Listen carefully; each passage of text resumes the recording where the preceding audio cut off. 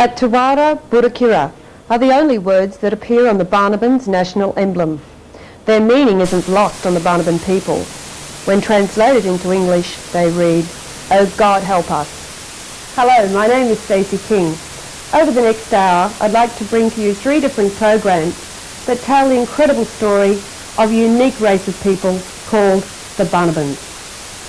All 3 programs come to us courtesy of the 9 Network in Sydney, Australia. Our first story is a segment from the 60 Minutes program, as they accompanied me on one of my recent visits to the Banaban community on their new island home of Granby. Our second program is from a 1991 documentary by world-renowned oceanographer Jacques Cousteau, as he visits the Banaban's remote island home of Banaba to investigate the devastation caused by 80 years of phosphate mining. Our final story takes us back in time to the 1970s, as the Banabans take their fight for justice and compensation to the British High Court. The televising of this BBC documentary would cause a public outcry across Britain. Banaba Island is the original homeland of the Banaban people. It is situated almost on the equator in the Pacific Ocean, with its nearest neighbour, Nauru, over 160 miles to the west. Since the turn of the century, it was known by another name, Ocean Island, a name inherited by its colonial masters. Today, the island is known once again by its traditional name of Banaba. It comes under the nation of the Republic of Kiribati. In the Central Pacific, just below the equator, and thousands of kilometres from anywhere, is a scrap of a place called Ocean Island. Like its more famous near neighbour, Nauru, the island was fortunate, or unfortunate enough, to be made from bird droppings, phosphate. And over the course of 50 years, the British mined the phosphate so extensively, the islanders had to leave home and move half an ocean away to Fiji. 3 generations later, they're still there. Their phosphate lies on our farms. But unlike the Nauruans, who have just got $100 million compensation, the Ocean Islanders have virtually nothing. Not even a homeland to go back to. Let me tell you something. Let me tell you something wonderful, my friend. Something that the Lord has done for me. On the island paradise of Granby, the school children sing in a language their Ocean Island ancestors would not know. Surely you'll be happy every day. They honour a foreign flag, and the god they worship is not the god of their fathers, but the god of their conquerors. Was it a good deal? I think it was not a very good, it was a bad deal. Attention!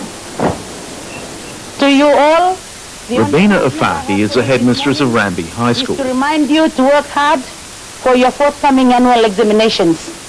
Her self-appointed role in life is to ensure her people never again sell out to false promises and fool's gold. So that you have, in the middle of all this, and in all that we have lost, we must learn to struggle and survive, but we must not be tricked again.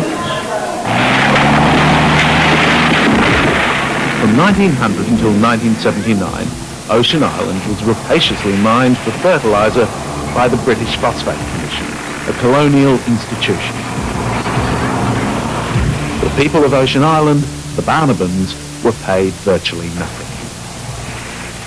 The miners destroyed villages, grave sites and agricultural land. They left nothing. By the 1940s, the Banabans of Ocean Island were forced to find a new homeland halfway across the Pacific.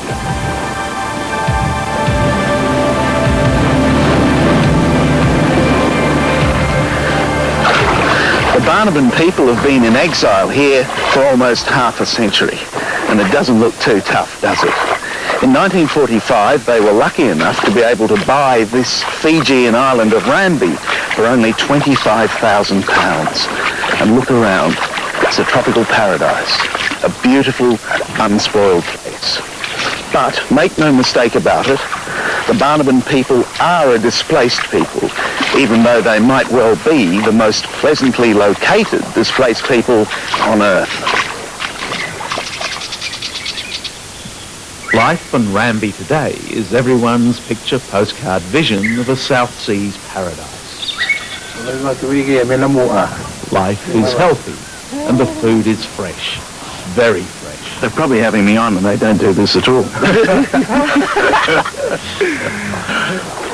Everyone agrees this is a paradise, and yet always there remains this incurable longing for the other homeland, Ocean Island.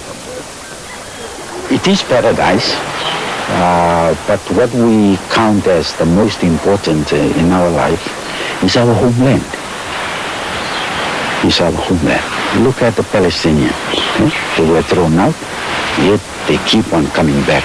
Or the Jews, they keep on coming back to their homeland. The Banabans signed away their birthright for royalties of £50 a year. They were, of course, wrong, but recrimination is not the way with these people. The darkest deed of their history is now a song. And a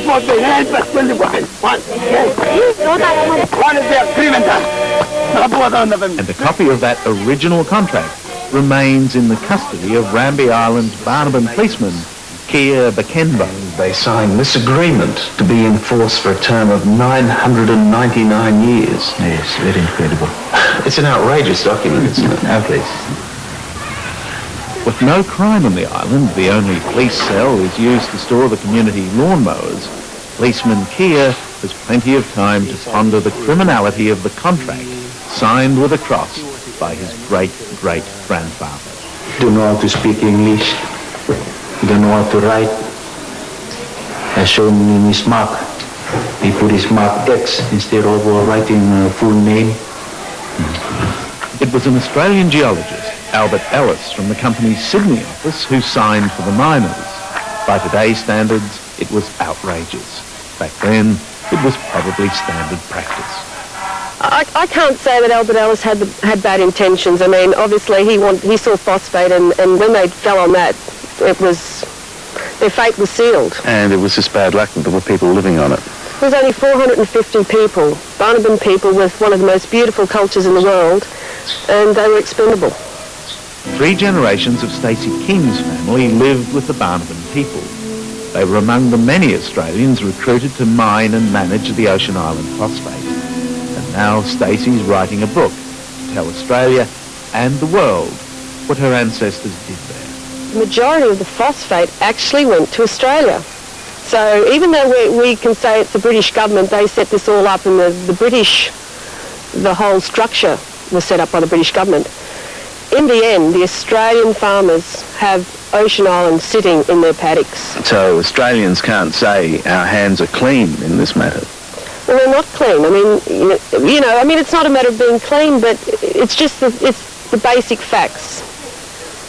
I travel among the Banabans on Rambi Island with Stacey King, and it's clear that these good-hearted people bear no grudge. They have appointed her, a descendant of the miners, as their official historian. When I first met the elders last year, they said, "Stacey, could you tell our story?"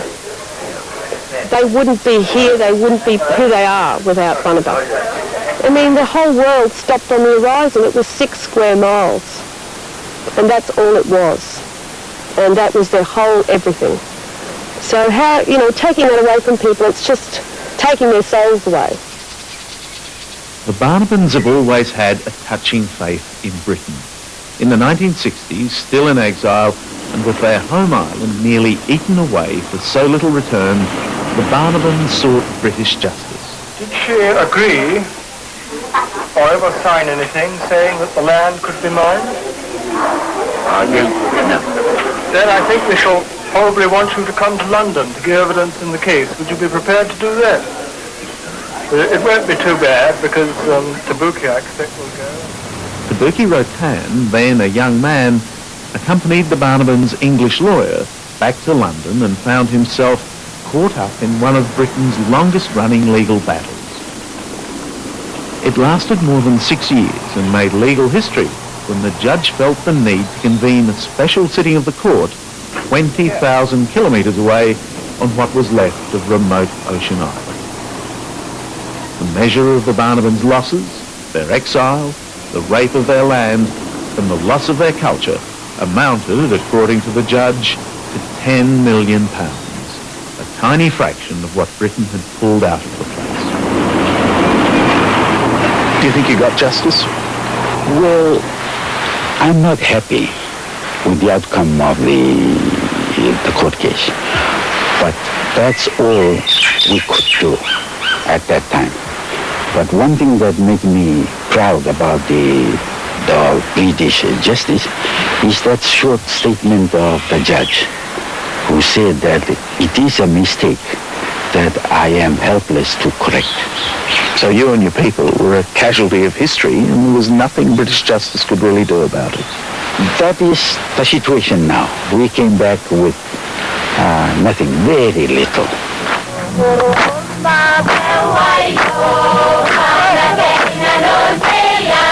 They live a beautiful life. They're happy people in one respect, but their hearts remain back on Banaba. You know, you imagine if you live where we live in our own homes and someone came up and said, you must leave your home, pack up, we're digging up your back garden, we're going to take over your property. I mean, you can imagine how we would take that.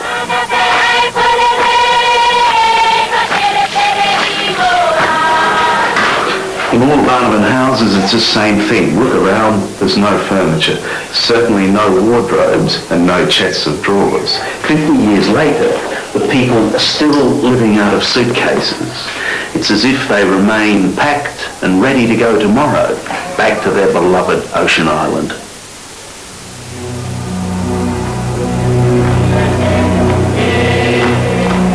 Two 2,500 kilometres of trackless sea to the north lies the object of their dreams, Ocean Island, their former home, paradise lost. So scarred and ruined, it would cost hundreds of millions of dollars to rehabilitate. But the truth that the Banabans find so hard to accept is that the Ocean Island they long for is not the devastated reality of today.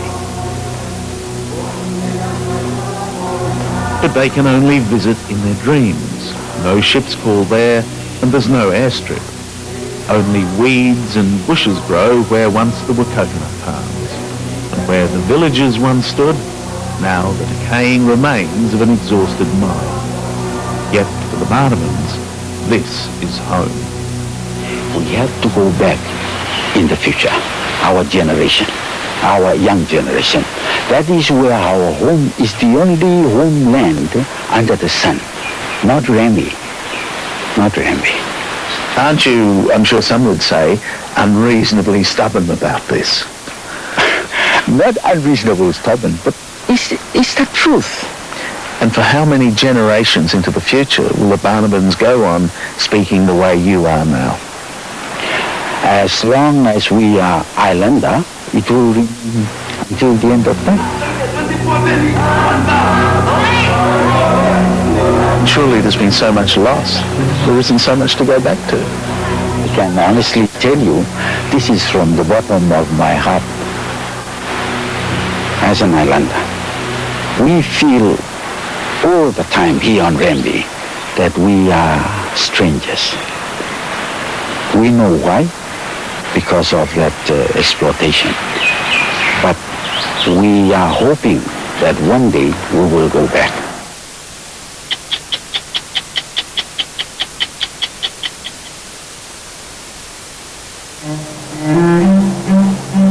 Halcyon briefly leaves Nauru to reopen a human chronicle long since closed. 180 miles away sits Banaba, also known as Ocean Island, also once rich in phosphate. Annexed into the Gilbert Islands by Britain, Banaba is now part of the Kiribati group. 3 Banaban leaders travel with Cousteau, returning to their ancestral home after a long absence. In a ritual clearly updated since its origins, they offer cigarettes to the sea goddess who has given safe passage. to Banaba. Welcome to Banaba. Welcome. No planes come to Banaba, no regular ships, and no more entrepreneurs, for there is nothing but friendship left to seek here. The visit of Alcyon stirs the community, as does the reunion of brother with cousin, with sister, with daughter, with son and best friend, and brother all over again.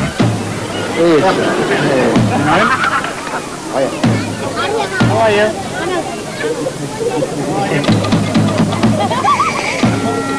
The reception bespeaks community cohesion despite the mournful past. British phosphateers were also once welcomed by the Banabans, who in 1900 innocently leased the right to mine the island forever for £50 a year, not knowing what it meant.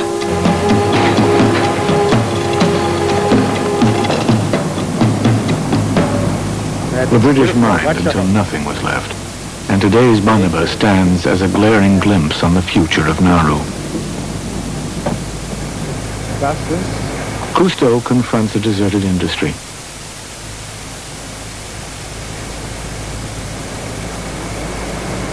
Buses with no destinations.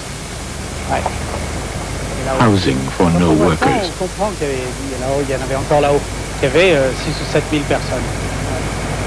A duplicate of Nauru, a Nauru already left behind.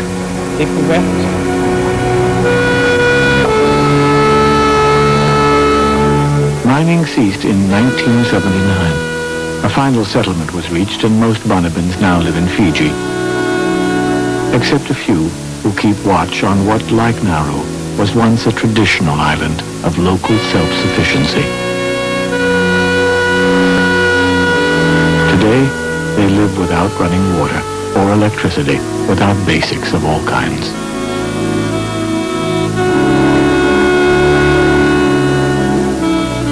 No mail reaches the Banabans.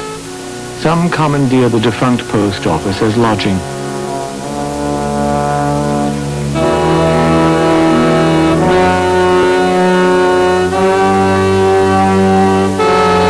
Colonial installations, once off limits to locals, can now be enjoyed by all, except it is too late. Cousteau had hoped Banaba's reefs would be healthy, but here too the telltale signs of bleaching. As at Nauru, sea temperature was elevated. Though studies showed Banaba's reef slightly healthier overall than Nauru's, perhaps due to the cessation of mining.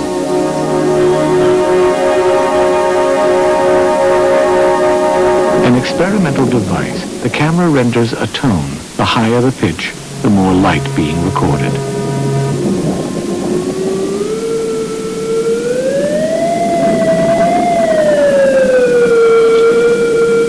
To calibrate the equipment, the scientists first focus on a black sheet, then compare it to white, which gives an abnormal signal.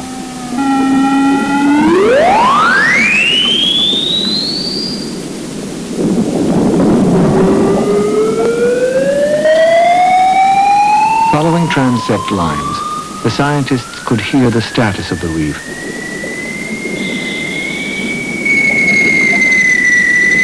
They're punctuating a series with the sound of a diver's shiny suit. Underwater, the mining halt has brought little recovery. On land, what seems to be rejuvenating forest is as yet only weed. Diverse habitat could take centuries to revive without the medium of soil.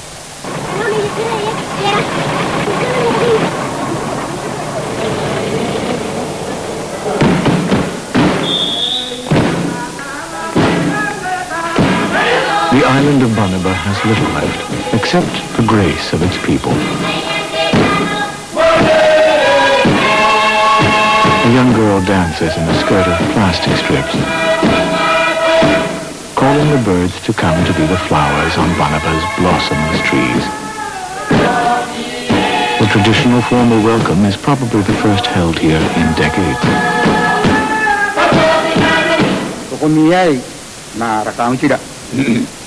Since your arrival give us surprise, so you may see that we are not well prepared in welcoming you. but we try to offer you what we can, right from our heart. We have been so lonely on this island of ours, and we felt that we have been neglected for so long. We know you don't have much, and we're very honored. Almost systematically, we're finding out as we go from one place to another.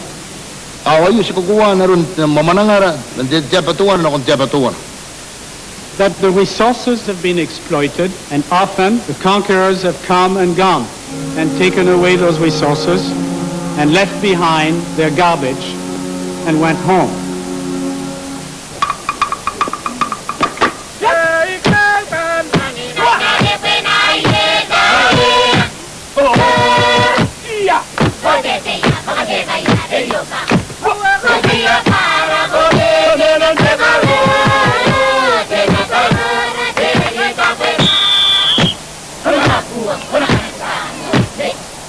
But pride still flows from the youth of Banaba, their spirit intact. As we leave, I feel we have received more than we've given. The Banabans defy the history of the forgotten.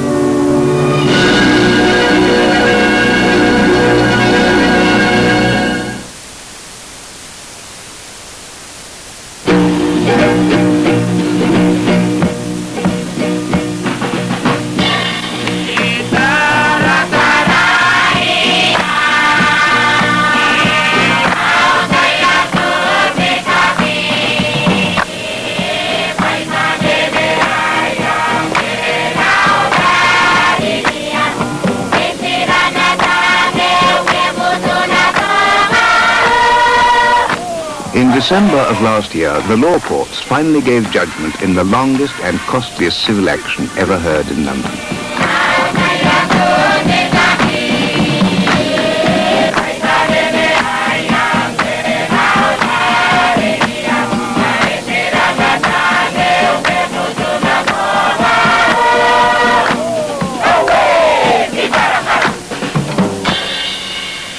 This is the story of a people called the Banabans.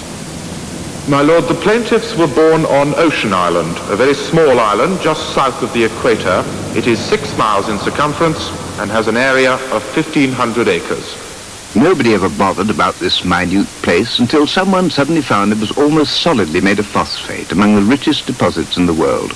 It had 4 villages in which dwelt a very small and peaceable and innocent people. This strange tale begins in 1900 with a bright young New Zealander called Albert Ellis on his way to Ocean Island.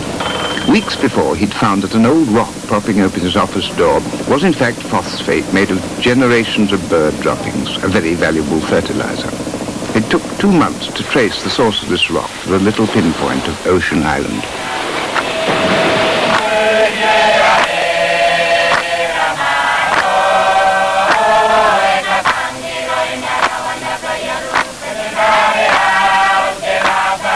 He found a little society living on a sort of Eden, an equatorial island only 3¼ kilometers across. They were great boatmen and fishermen. Indeed, they lived almost entirely on fish and coconuts. Apart from a couple of missionaries, they'd met hardly anyone from anywhere else. They were intuitively kind and gentle, and Ellis was charmed by their welcome.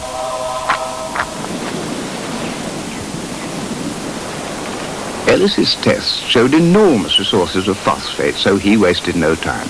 On the first day, he and his assistant Naylor drew up an agreement signed by a chief. He wrongly took him to be king, but Banabans didn't have kings, who granted him exclusive mining rights for 999 years at £50 a year. Mr. Ellis quickly raised the British flag with, as he put it, its never-failing message of good cheer for the natives. It was good cheer for him, too. Ocean Island turned out to be virtually solid phosphate. Almost at once, the phosphate was being loaded from a makeshift jetty to be shipped to Australia. The simple Banabans joined the game with enthusiasm, loading their own phosphate into Mr. Ellis's ships. Those centuries of seabirds had not labored in vain. The guano seemed endless. Everywhere else, phosphate had become scarce. Ellis's company had blundered onto a fortune. The only worry was that somebody else might move in on this bonanza. So their influential chairman, Lord Stanmore, persuaded the government to annex Ocean Island to the Empire. What was easier in those halcyon colonial days? So, on September the 28th, 1901, a 21-gun salute was fired and God Save the Queen played to an audience of wholly baffled Banabans. By and by, dozens of illiterate islanders were putting their marks to complicated legal documents they had no earthly means of understanding.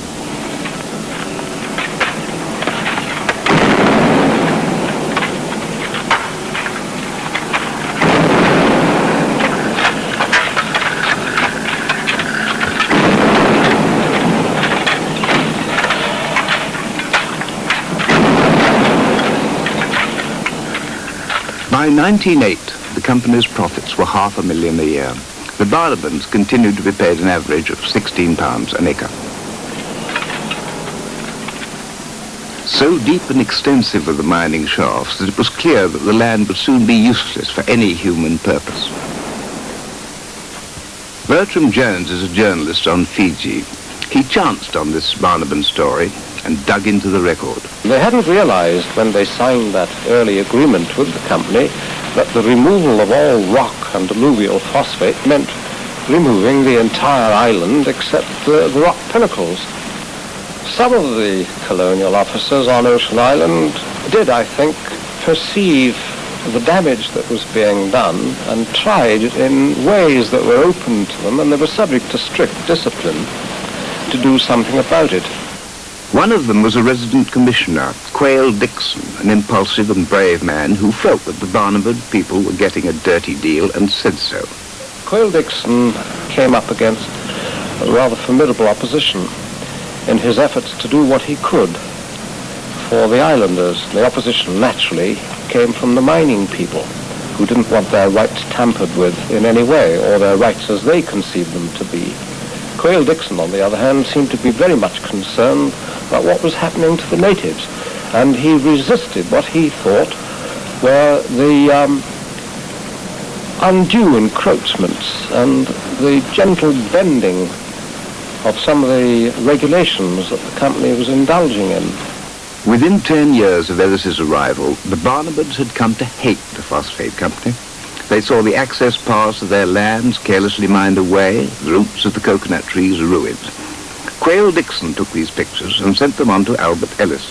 Ellis was not amused.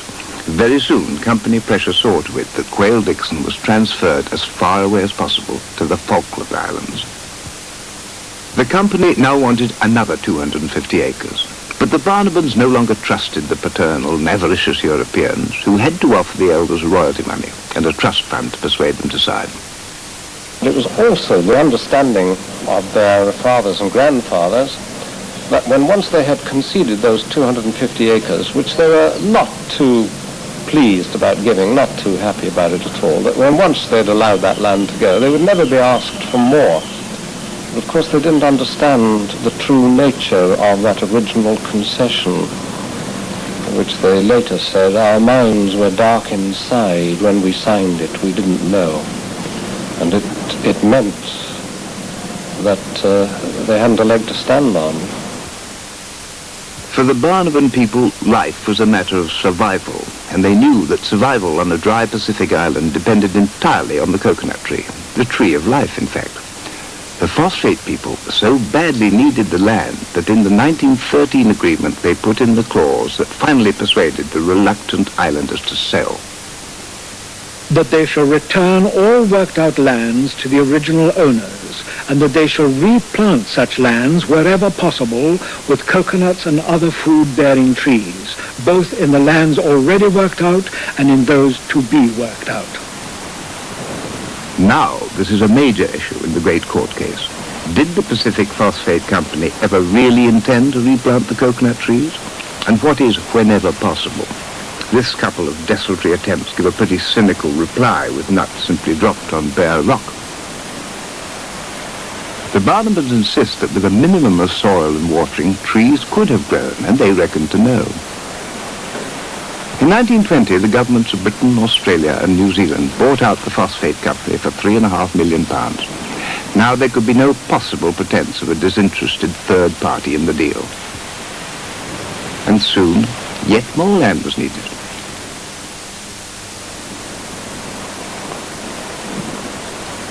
In 1928, the resident commissioner was young Arthur Grimble, who later became known for his charming bestseller, A Pattern of Islands. The Banabans were flatly refusing to sell any more land. It was Grimble's job to make them. To those of you who sold land in 1913 and are willing to sell land again now, they will make up the difference between the royalty they paid then and the 10 halfpenny a ton. But by this time, the islanders weren't to be wooed by the bribes and blackmail of the British Phosphate Commissioners, the BPC as they were called. By now they had a spokesman, a young man just back from theological college in the Gilberts. Will remain unchanged. You will receive no more. This young man was Rotan Tito, without doubt the most meaningful personality in his people's brief history. Rotan Tito said outright that they wouldn't sell for anything less than £5 a carload. In other words, no deal. The BPC provides phosphate to the farmers of Great Britain, of Australia, and of New Zealand, to the farmers of the British Empire. And you, your island, is one of the only 2 places in the whole British Empire producing this phosphate. You should be very proud to be... Rotan said, very well, if the Empire needed the phosphate that much, they could pay £5 a carload for it. I say to you, Rotan, that you are thinking selfishly, that you are not thinking of your children, of their future. You are stirring up trouble, and it will do you and your people no good. If you sell no more land to the BPC, you are signing your own death warrant. Your people will die. You will be committing suicide. Saturday, 13th August. Most unfortunately, someone voiced dislike of BPC, and in spite of every reason I could adduce to show how entirely dependent they all were on BPC, the popular antipathy to the concern carried the assembly. To overcome their native shame, some extremely strong motive must be instilled into them. The only motive strong enough is fear of poverty. The terms offered are not rich enough to inspire love of gain. But it wasn't Rotan Tito who was to give Arthur Grimble the most trouble. It was the women. Friday, 29th July. Women of Burkonikai, about 20. Dreadful objections. It is the mining of the land that brings you the money with which you buy your food. It brings you the doctors who heal you when you are ill. The land lying idle will grow only coconuts. You are no longer used to living only on coconuts. Your food now includes biscuits. It includes rice. Do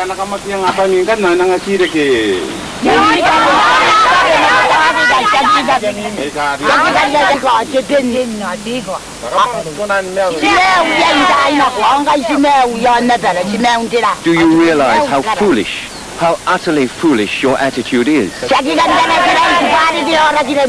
Talking to them, one had the hopeless certainty that they were not listening, simply sitting and repeating to themselves, "We want to keep our land, we want to keep our land," and so on ad infinitum. Explained before they left that I was not bargaining with them on behalf of the BPC, but was giving them conscientious advice as a friend after long deliberation as to the solid welfare and profit of the Banabans. They did not contradict this, of course, but quite plainly disbelieved in me and the administration and all its works, and the BPC and every other human institution. The interview has left me depressed. Grimble was fond of the Pacific Islanders in his fashion, but he was also ambitious, and he could bring himself to write this extraordinary letter. To the people of Burkonikai, greetings. You understand that the resident commissioner cannot again discuss with you at present, as you have shamed his important chief, the chief of the empire. I am not writing to you in my capacity as resident commissioner, but I will put my views as from your long-standing friend, Mr. Grimble, who is truly your father. If everyone signs the agreement, the Banabans will not be punished for shaming the important chief, and their serious misconduct will be forgiven. If the agreement is not signed, consideration will be given to punishing the Banabans, and the destruction of Buakonakai village must also be considered to make room for mining. Still the islanders refused. Then Whitehall made a law which entitled the British to take land by compulsion. Rotan Tito sent Grimble a bag of gold to pay for a lawyer to help them. Grimble turned him down and signed the compulsory purchase order. In desperation, Rotan wrote to the Secretary of State in London. Sir, we real Banaban community have the honor to apply respectfully for a personal help from you, because we are in great heaviness of sorrow on account of our land of 150 acres of phosphate to be dug out. It contains a great number of well-grown coconut trees and is the only piece of land which we Banabans live mostly on. So therefore, please kindly help us by your merciful arbitration and judgment in front of our heavenly God and in front of His Majesty King George V. We are your lordship's most pitiable people, the Banaban community. Writer, Rotan Tito, for the native owners. The letter was ignored.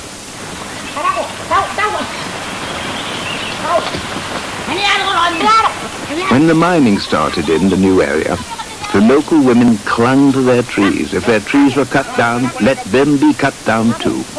This was, after all, the most fertile part of the island.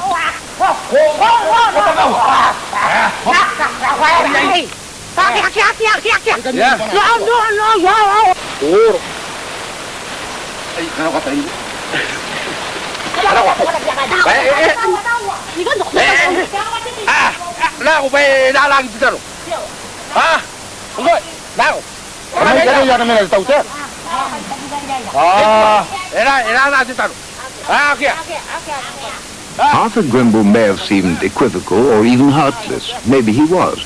But like so many colonial officers who passed through Ocean Island, he was probably basically well-intentioned. Maybe he thought that the greater good of the empire, which was to say the Australian farmers and their fertilizer, meant more than the needs of unimportant island people. Anyway, the women were defeated and their trees destroyed.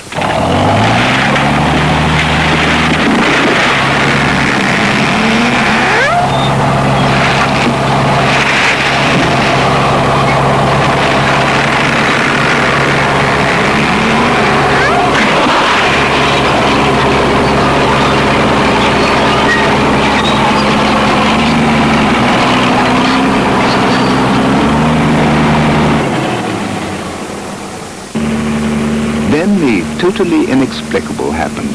Somebody else's war exploded over the Pacific Islands. Death fell out of a blue sky for no reason any Banaban could understand.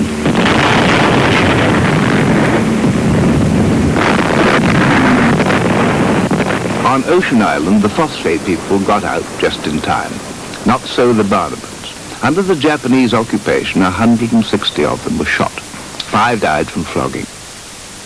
In 1943, the Japanese shipped the rest of them out to labor camps. Some to Nauru, some to the dreadful camp of Cousteau, where they lived and slept and starved on mud, the rest of them to Tarawa. By the end of the war, 463 Banabans were dead, a third of the whole population. Back came Albert Ellis to reorganize the ruins. He wanted 600 laborers recruited at once, but no Banabans. The reason for this was soon clear. The British residency was a wreck, but the officials were busy making use of the chance that they had long been waiting for to get rid of the Banabans from Ocean Island for good. All the members said the same thing. It is considered most desirable that this unique opportunity should be taken for taking them to Rambi instead of returning them to Ocean Island. While present shipping difficulties are realized, it is strongly urged that they should not be permitted to frustrate the carrying out of a project which the commissioners have been striving to achieve for decades and which, if not done now, will never be done. So the remaining Banabans, 1,003 of them, were rounded up on Tarawa and shipped to the island of Rambi in Fiji, 1,600 miles away. They were ill, demoralized, and in no shape to argue. You should inform them on behalf of the government that their temporary removal to Rambi Island is necessitated by the fact that it is quite impossible for them to return to Ocean Island at the present time. This was not true. The workers' houses were still there. Time considered very opportune. Kennedy considers can obtain their willing consent, especially with help Rotan. Imperative no Banabans go to Ocean Island meanwhile. On December the 15th, 1945, the Banabans first saw Rambi in the rain.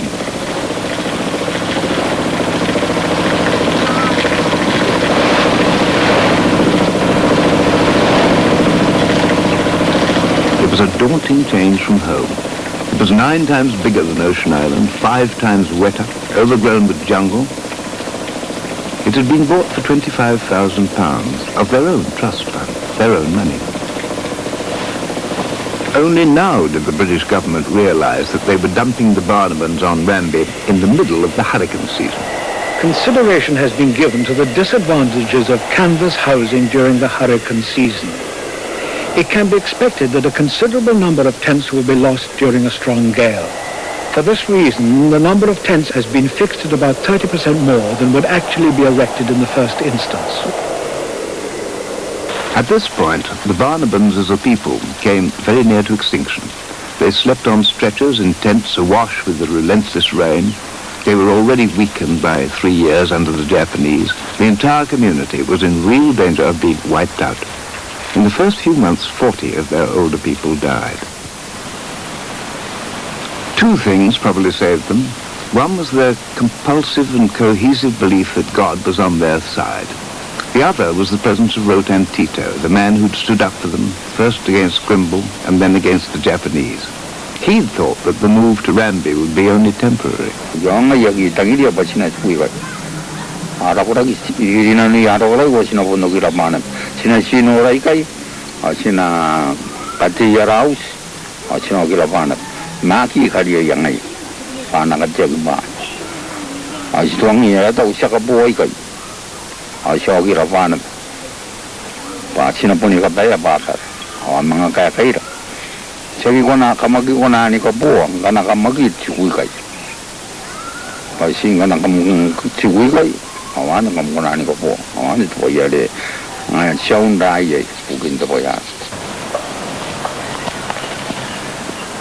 The BPC now wanted virtually all that was left of Ocean Island. They offered royalty for the phosphate at 1 3/4 a ton. Good afternoon, Barnaby people. Later, the lawyers were to ask why the British government, as trustees for the royalty money, approved an offer so far below the going world rate. The Banabans knew nothing about world prices, and they were given no independent advice. But they realized that with this last area of Ocean Island gone, so would be their last hope of returning. Before I go into details of the royalty payments, I assume that you are happy with this offer. And we know that you are going to take all our land, and we need our price to be £250 an acre and 5 shillings per ton royalty. Ridiculous. How can you possibly justify asking a price like that? Because you are going to take all our land, and most of us may be intending to go back to Ocean Island. We are here just for temporary, for 2 years, and after that we have to make our mind. We may go back there and no land for it. It was strange that at these last critical negotiations, the Banaban advisor, the Englishman paid to help them, out of their own funds, did not arrive. Perhaps it was not so strange. The advisor had had a letter from the British High Commission. You should, of course, take no part whatever in Mr. Maynard's land negotiations with the Banabans, making it clear to them, if necessary. We have a Banaban advisor here, and he's the man supposed to be here to help us. But I don't know why he didn't turn up. Perhaps he's ill. No, he was working in the office all day today. And he didn't come to our meeting today. And he's supposed to be here. We pay for him as an advisor. And he didn't turn up to help the Banabans at all. Next year, the BPC came back with a slightly better offer. And the Banabans, again with no legal or technical advice, signed away what was left of their island.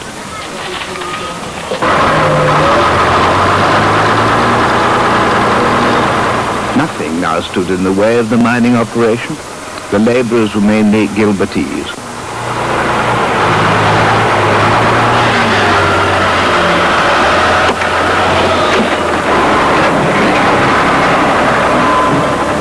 By 1950, the BPC was exporting 276 million tons of phosphate to be turned into fertilizer. In fairness, it has to be said that this greatly advantaged the farmers of Australia and New Zealand, who were saved about £500,000 a year by getting this subsidized fertilizer.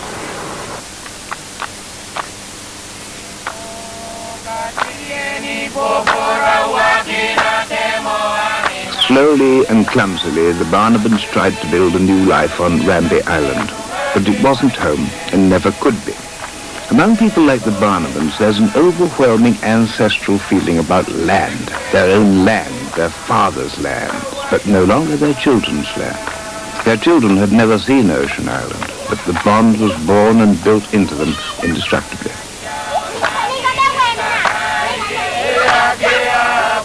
Over 20 years, they acquired a bus, a hospital, a school, and a petrol pump. And a race of skilled and crafty fishermen had diminished into a race of tin openers, living on Australian canned pilchards. Uprooted and purposeless, the Banabans drift into unemployment and often into drink. Rambi Island has development potential, but the Banabans know nothing about business. They see little future for their children. Nevertheless, they run their island as a true cooperative. Islanders have no entrenched ideas about possessions. The councillors agree on sharing the pooled royalties, which until the 60s were less than £20,000 a year. The undisputed Banaban leader is still Rotan Tito, chairman of the council. His son, Tabuki Rotan, is heir apparent and manager. His grandson, Thomas Teai, is secretary. We've got our problems here on Rambi. It revolves around the young people. On Ocean Island, I heard that these things weren't there. These problems were non-existent. But now that we are in Fiji, the community is loose. Rambi is a lot bigger than Ocean Island. Villages are not organized as they used to be on Ocean Island. And because of this, children are left loosely, so to speak. And, having nothing to do, they involve themselves in all sorts of mischiefs. And this is building up on Rambi right now. They'll get drunk, and they'll be disorderly, they'll destroy things, they'll burn houses. These are the major problems that we're facing with the young people. Some say, naturally, that if the Banabans got rich, it would go to their heads. Rotan Tito makes that story look silly. He's the biggest landowner, but he shares all his money, like everybody else. That's the islanders' tradition. Thus, no one has a car or a posh house. To show off what you own is just not done. Rotan spends much of his time reading his Bible. He lives among his big, extended family, who, like all Banabans, sleep on mats and keep their possessions in suitcases. The diet is poor and dull and repetitive.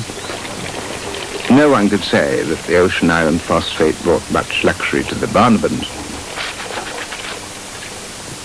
It wasn't until 1960 that Rotan Tito chanced to read in a magazine that all along the British government had been supporting the Gilbert and Ellice Islands, who had no phosphate, out of their money, the phosphate money, paying the Gilbertese 11 times what they paid the Banabans.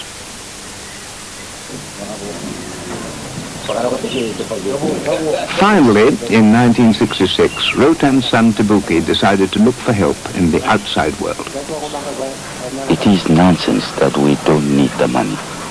We need a lot of money to build up this island. When we came here, we haven't got any good homes, no good roads, no proper buildings for our schools and hospitals. In fact, it is our money. It's not the money of somebody else. It is wrong for the British government to tell us what to do with our money. I don't think any Englishman would accept this, or anyone in the world.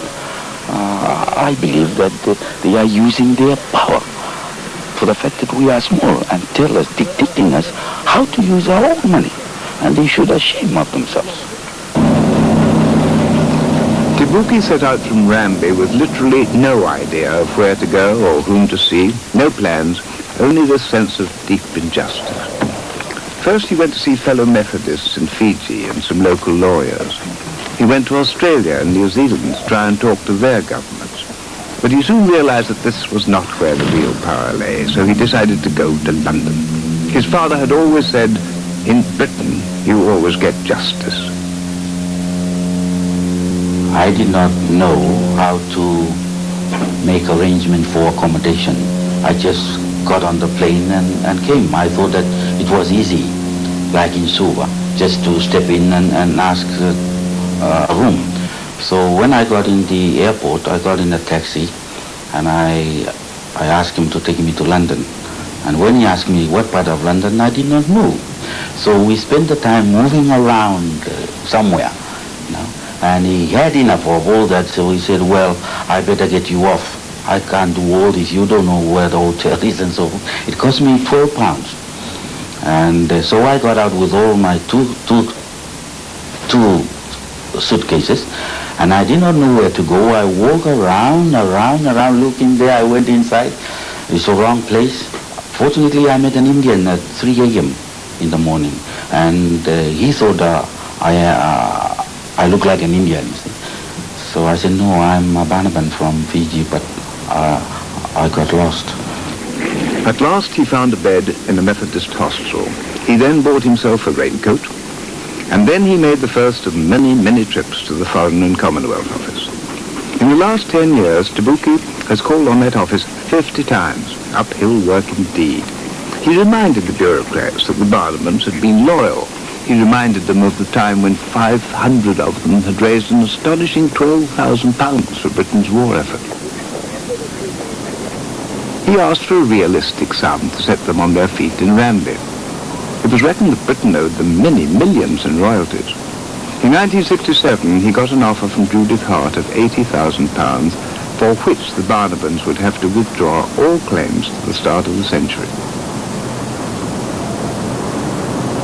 I have faith in these high officials, and I believe that they must have a courage to do what they believe is right, because all we ask is not to grab someone's money or someone's homeland. No, it's our own homeland. It's our own money. We are not trying to grab the money of the people of England or the Gilbertese. It's all ours by right. And we've been explaining this to them year by year. Papers after papers. See? But it is sad.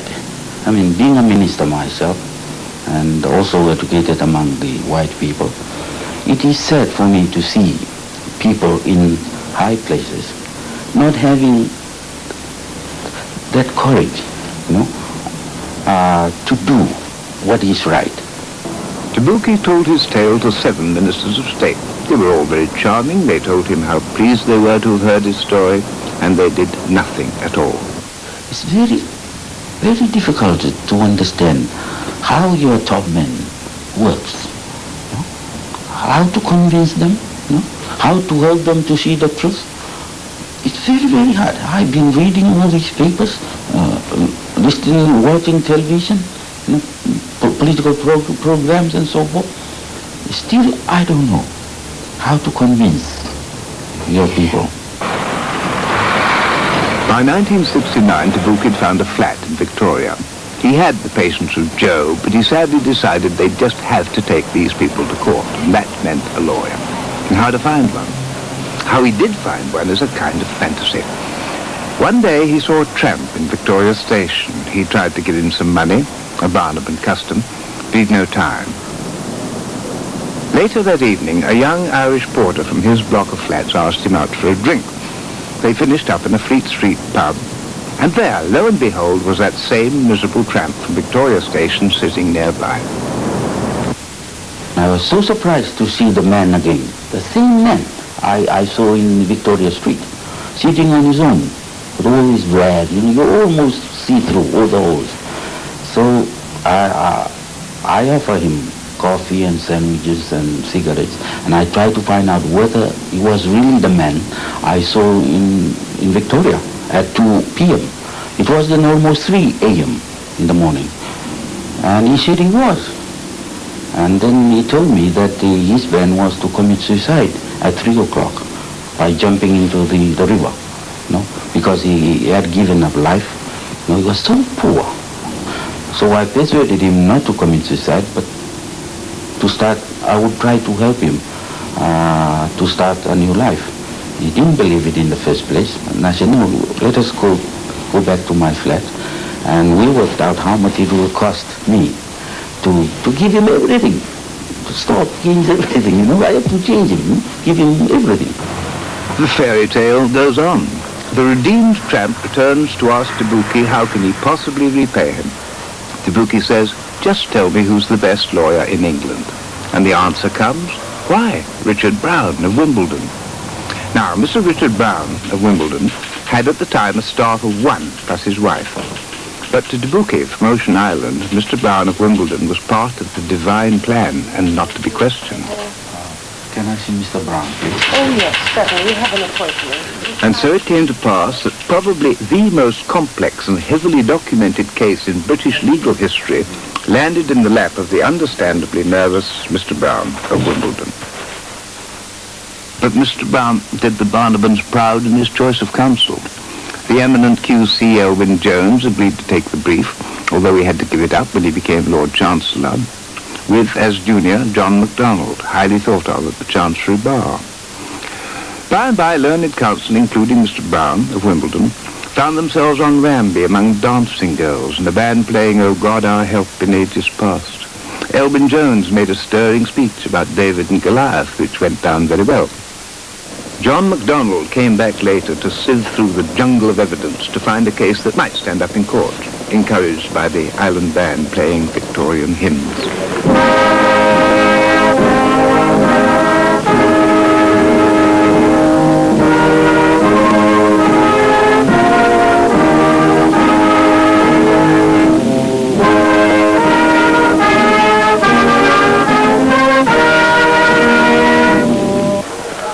Did she agree or ever sign anything saying that the land could be mined? No. So just to recap, Betterow, who owned these bits of land in 1913, refused to let them be included in the eastern mining area, and so everything else was mined and these islands were left. Then in 1947, without asking her, they just mined it and it's disappeared. That's good. And have you ever been paid anything for it? Up here, no? No, nothing at all. And was your mother ever paid anything for it? I try to remember nothing ever received. Then I think we shall probably want you to come to London to give evidence in the case. Would you be prepared to do that? It won't be too bad because Tabuki, I expect, will go and Rotan will be going and perhaps 1 or 2 others. I don't know how to explain it. But I have explained it to Lord Elwyn. When he was there, in the first place, I said you would be surprised how I happen to know you and to engage you with this big undertaking. It's all through the poor man, with the help of the porter, an Irish young boy.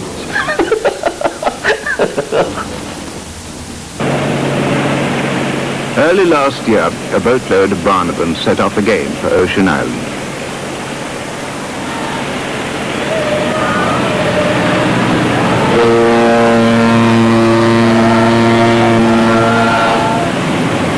For years they'd been asking for independence. Now they felt they'd be in a stronger position with some of them actually on the island. But the British countered this by declaring Ocean Island a closed district, and that no Banaban who hadn't been actually born there could enter without a license. A few, with special permits to set foot on their native land, arrived at a place they could hardly recognize, as a few more tons of it vanished into a phosphate cargo ship.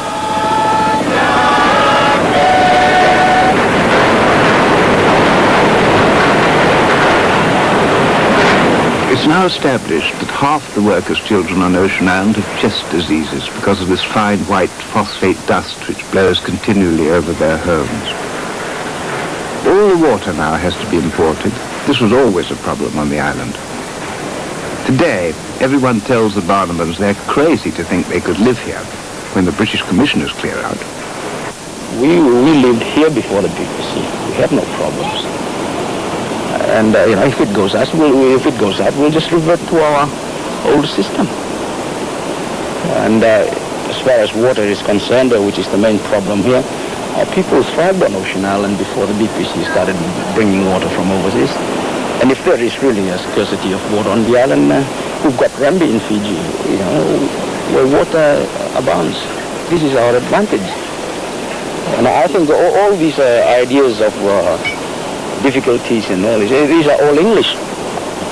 You put a native on Ocean Island and he'll survive. The Banabans, whose home it is, look like squatters and feel like refugees. The phosphate people make it clear that they're an unwelcome embarrassment. Rotan Tito went to the camp to try and lift the morale and reduce the resentment. Not easy.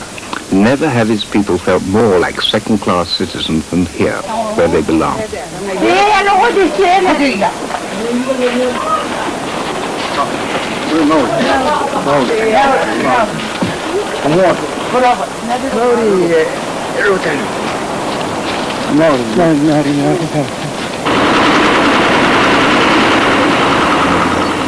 On his second day on Ocean Island, Rotan Tito went to look at what had been the Bukwanikai village where he'd been born, where his mother's family had lived for generations.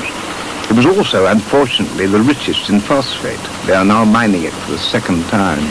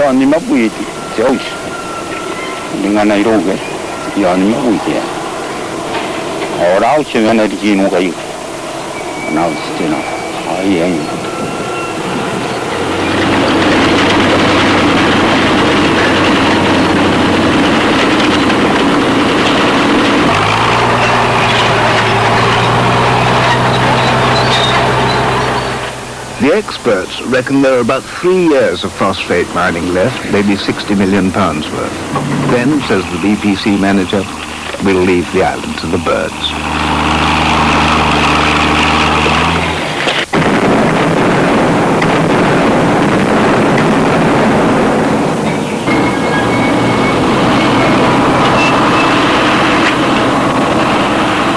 Not all the British phosphate people are wholly insensitive to what they've done.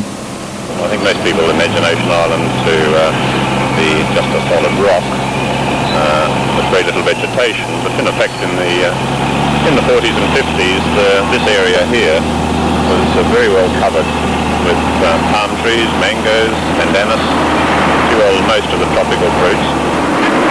There was a massive vegetation right through, particularly this area where the machines are working now. Sad, of course, always to see destruction of trees, I think. Then there's many, many other places where trees are destroyed, sometimes unnecessarily in land development and so on. And in this case, of course, there's a great benefit to Australia and New Zealand. The Banabans understand, but not altogether. Could it not have been done without totally destroying their island? Did the phosphate people have to humiliate themselves, embitter themselves? The wound has gone very deep. I think the BPC are the greatest exploiters of Banaban people. And, I hold no reservation on that one. We've been ill treated by them in 1900. Maybe we could understand that because we were uneducated then. And I'm not saying that we're fully educated now, but even at this age and time, they're still, treating us as if we are fools. I just can't understand that, people can do such a thing to another human being. It's just sheer exploitation. Ay bugin ni magina ni bulitan, basta ko banga ni bunda gina to ko no ko ni bulitan. Na boni boki. Ngi jay ko na ni boka ba ka araman. Ache tayo ba di boka ngai teman, mga yaring ke araman. Stak ba ji ina me derawi ki kana ko teman, ibugin mga kada kan teman, kada kan ko wori ya no boka ya. Anya chirikin. Nangayo.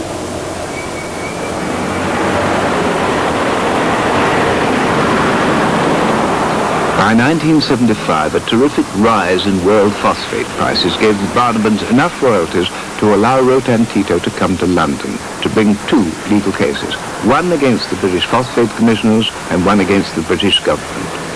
For this dedicated old man, now 76, it was a strain. He was often ill. This girl, ladies and gentlemen of the jury, coming home late at night, all alone. When Rotan wasn't in court, he spent his time in the Victoria flat watching television films he couldn't understand and would probably have hated if he could. His Sunday book he learned to cook, sort of, and became expert in Chinese takeaways. Ravished. Yes, ravished at gunpoint by this half-crazed and fully nude, sadistic, perverted, Every day, the Banaban witnesses went to the law courts in their identical new raincoats. Their first case claimed £6 million compensation for the 250 acres of their island which should have been replanted with coconuts whenever possible. Rotan Tito soon discovered that British justice was not as clear-cut and simple as he'd thought. He was troubled and hurt that under cross-examination it seemed as though he were on trial. Do not try to make us fools. I would only beg of my lord that I am the plaintiff. I have been knocking and begging that I may come before the government of Britain to show what I have deeply felt, so that our complaints be heard in the High Court to arrive at the truth. It was expected when I arrived at the court that I would be asking the questions to the court, because I was the one who has been robbed. It seemed to Rotan that nobody would ever understand what had happened to Ocean Island until they'd seen it. My lord, it is the plaintiff's view that it would be of great assistance to your lordship to view Ocean Island personally. While we are aware that the journey of over 11,000 miles will be a long and tiring one, we also feel that it will be of great value to your lordship to see the evidence with your own eyes. The defense objected strongly, but the judge agreed to go, doubtless setting all manner of awkward precedents for future judges. One matter, I think, should be left wholly out of account, and that is inconvenience to the judge. A view of Ocean Island would, of course, be far removed from being a pleasant holiday trip to the South Seas. The journey would be long and exhausting, and a proper inspection of the rugged terrain of the island would, in all probability, involve a considerable degree of strenuous agility in high temperature. Nevertheless, this seems to me, though by no great margin, to fall within the bounds of what a litigant is reasonably entitled to expect from a judge. His lordship almost certainly didn't expect that the sea would be so rough that he would arrive on Ocean Island in a crate with its green Bermudas very wet. The whole trip, including a visit to Ramby, cost £40,000. There were 9 people in the judge's party, all speculating on what his lordship was speculating. Yeah.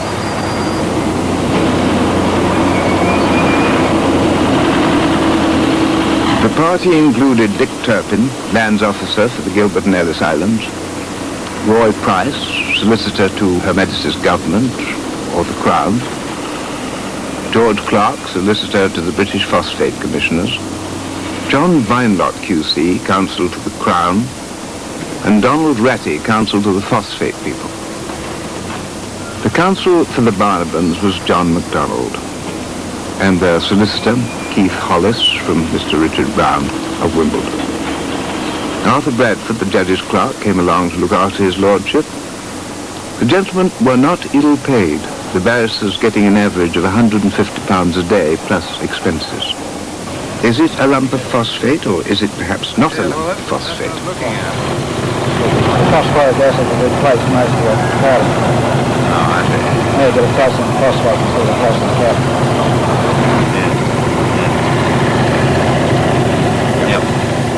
Perhaps his lordship was not all that much the wiser. But then it was necessary to consider the complex problem of how far a coconut root has to go to find water, a question rarely arising in the law courts. The Banabans claimed £6 million for the failure to replant the land. How did the judge rate the chances of the coconut tree?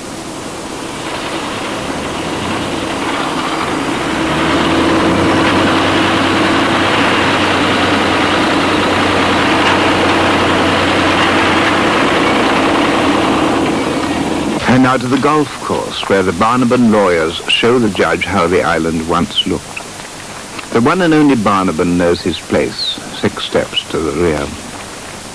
The few Europeans are steeling themselves to excavate the golf course, which, with the ruined residency, is all that's left. Built in 1938. Destroyed by the Japanese in 1938. The outing had a certain strain, with the lawyers quietly competing to drop in the discreet word at the right time.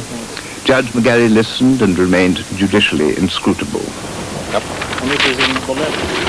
You actually rake the green every time you played onto it, did you? It was terribly hot, but the judge kept up the pace, and it was a weary lot of lawyers who got back to London to finish off a case that beat all records by lasting 105 days. The second case, however, most troubled the government, because this questioned the whole integrity of the colonial record. Rotan Tito and the Council of Leaders against Her Majesty's Attorney General. My Lord, this is a case of breach of trust by the British government against the people of Ocean Island. It all began with our colonization of the Gilbert and Ellice Islands, which needed a lot of money for roads and schools and hospitals and, of course, administration. They didn't have any phosphate resources, but Ocean Island did. So, obviously, embody Ocean Island into the protectorate. But the Banabans have no relationship, no cultural or emotional bonds with the Gilbert and Ellice people. Why, they asked, should the British, without even telling them, spend 85% of their money, the phosphate money, on people who didn't own an inch of Ocean Island? Their argument was, if Britain was going to colonize people, she should at least pay for them herself. This phosphate business had therefore caused a quite unnecessary hostility between these little Pacific societies. The Gilbertese chief minister, Nauru Razieta, says his people need the money as much as the Banabans. I think the Banabans do not have the right sense of possession, or they misunderstand it. Because, you know, if we struck oil, say, inside this lagoon, and who's going to benefit out of it, or who's going to dictate how it is being divided between the people of the Gilbert and Ellice Islands? Are they the people of Tarawa? I don't think so. But it wasn't the people of Tarawa who were dispossessed and exiled. The second Banaban case claimed that the British government, as their trustee, had a duty in 1931 and 1947 to pay them the proper commercial rates, which would have made them better off by £21 million. They were now convinced that they had been, and are being, deliberately misled, and the Colonial Office minutes prove it. It seems to me that a point for consideration is whether we should warn the Fiji government that we are quite definitely going to the talks in January, ready, in effect, to ditch the Banabans if this proves necessary. All sorts of documents like this turned up in the court case while Ocean Island continued to disappear. Now Tabuki finally realized that Grimble and the phosphate negotiators were in fact getting their orders from the British government. I never believed that in my whole life. All along, I believed my father when he often said, no, we better go to England, to see the top people, Secretary of State. He's just a good man, kind man, He won't do all these things. Only these small people down below, they've been treating us in this manner. Well, for the first time, I learned. It was the instruction from the very top man, you see. And, you saw me how I felt. I look back and said, what a wasting time and wasting of money to come all the way from Fiji, trusting that the top man is a good man. On the 18th of June, the two cases finally ended. After 221 days, 7 million spoken words and costs of £750,000. So the lawyers left Court 16 for the last time. John MacDonald, the Banaban counsel, had had a long haul. As the judge said, his professional and private life had been engulfed by the affairs of Ocean Island. Judge McGarry went away to spend 4 months writing his immense and massive judgment. He knew well the vast precedents it would establish, and this is what he decided. In the first case, he found that the phosphate people had failed to keep their promise to replant the Banabans' land. The Banabans should get damages, but just how much he could not bring himself to say. This they must go away to settle with the British Phosphate Commissioners. For the failure to restore the ravaged land, he said, "The damages shall not be token, not minimal, but not large." He discounted the argument that nowadays mined land must legally be restored. However potent such arguments may be in political or social fields, they cannot affect the law of contract. The second case, on the breach of trust issue, was finely balanced and could clearly have gone either way. Judge McGarry eventually decided that the British government were not, in fact, trustees to the Banabans.